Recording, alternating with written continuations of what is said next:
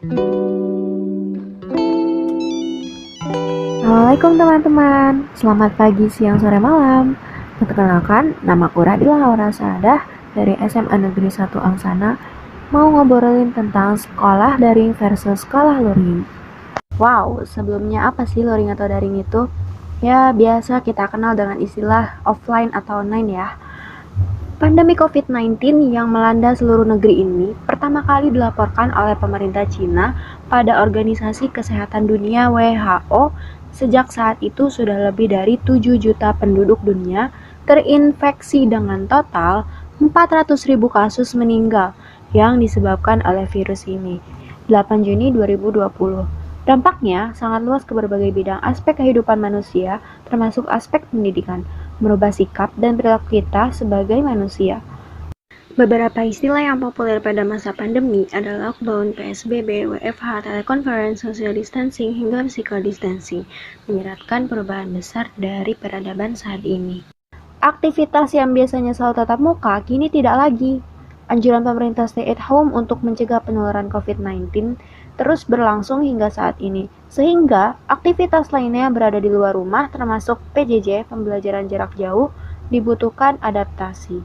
Cara pandang setiap orang berbeda tentang segalanya mengenai belajar daring versus belajar luring.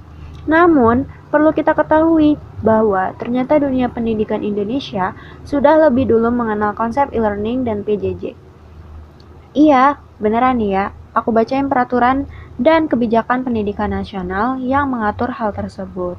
Yang pertama, Undang-Undang Republik Indonesia Nomor 12 Tahun 2012 tentang Pendidikan Tinggi.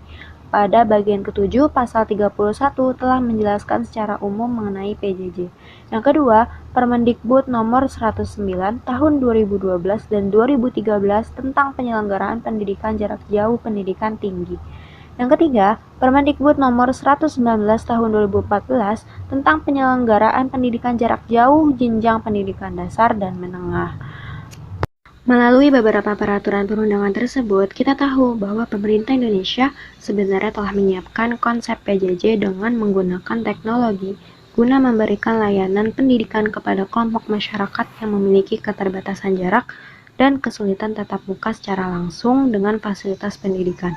Namun, konsep PJJ dapat dilakukan dengan kondisi dan kepada kelompok tertentu, sedangkan pada saat ini semua dipaksa melakukan PJJ melalui fasilitas daring serentak. Apa kata mereka tentang sekolah daring versus sekolah luring? Menurutku enakan sekolah luring karena apa yang bisa kita dapatkan ilmunya secara langsung, dijelaskan secara langsung dan itu membuat cepat paham. Kita juga sebagai siswa pun pasti suka karena dapat bertemu teman-teman.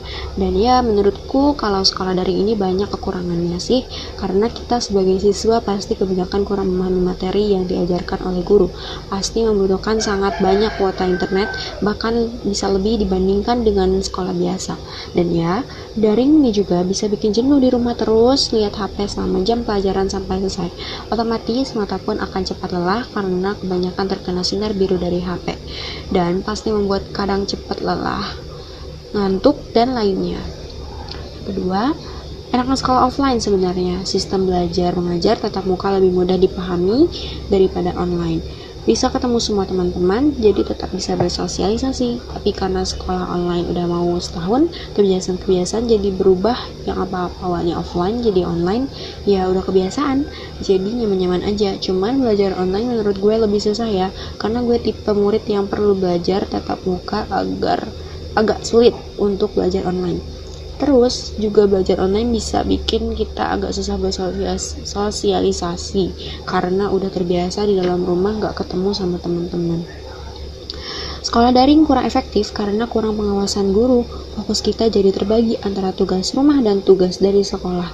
Pemahaman materi yang kurang, bosan terus capek ketiduran. Kalau luring lebih efektif.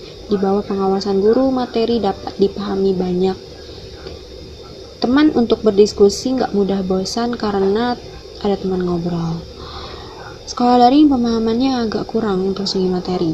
Sekolah luring pemahamannya lebih masuk ke otak dan lebih enak dicerna. Aku suka daring, tidak terpengaruh dengan kemalasan teman, tapi jadi agak kesulitan buat nyari support system juga. Jadi ya gitu, kehilangan energi negatif dari teman, kehilangan juga teman yang positif. Soalnya sih ya serahkan aja ke Allah. Kemudian enak luring kalau pelajaran hitung-hitung menurutku. Ya, itu dia versi mereka, sedangkan versi aku sendiri, sekolah daring membuat diriku kurang produktif, boros kuota internet, kurang efektif, jaringan lemot, jadi udah beli kuota, terus gak kepake untuk apa gitu kan.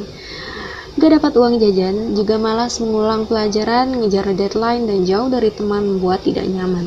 Jujur, aku ngerasa kasihan pada mereka yang punya masalah susah beli kuota internet dan kesulitan sinyal. Dampak positifnya, bisa lebih bebas melakukan apa saja dan kapan saja, menghabiskan waktu banyak bersama keluarga. Kalau belajar luring, lebih memahami materi yang disampaikan oleh guru, bisa kumpul bersama teman, bercanda, efektif dan bisa banget buat produktif. Dampak negatifnya adalah capek, karena berangkat pagi, pulang sore banget, sampai rumah belajar lagi dan bantu orang tua. Last but not least, cuman mau berpesan aja, bukan maksud menggurui, tapi ingin berbagi. Apapun keadaan yang kalian sedang hadapi, tetaplah bersyukur, jangan lupa bahagia juga. Karena setiap masalah punya jalan keluar yang dapat diselesaikan oleh beribu cara. Aku yakin kalian bisa melewati semuanya. Aku bangga pada kalian yang masih mau bertahan dalam lelahnya kehidupan. Oke, finally, here we are at the end of the podcast. Aku mau ngucapin terima kasih banyak kepada kalian yang udah dengerin sampai habis.